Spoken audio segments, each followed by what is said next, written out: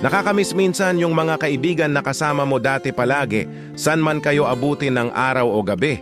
Kamusta na kaya sila? Binago ng realidad at responsibilidad? Ngayon, trabaho't pangarap na ang inuuna, hindi na ang lakad sa kalsada't halakhak sa bawat pagkakataon. Dati, simpleng chat lang, andyan na agad.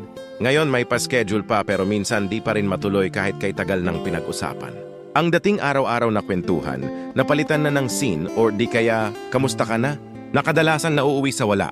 Pero hindi ibig sabihin na wala ang koneksyon, tahimik lang ang pagmamahal. Pero buo pa rin ang batayan.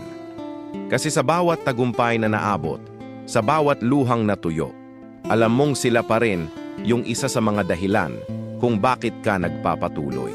Siguro nga ganito talaga ang buhay. Pero sa puso, di kailanman mawawala yung samahan. Kahit anong distansya, dala mo pa rin sila saan ka man mapadpad ng buhay.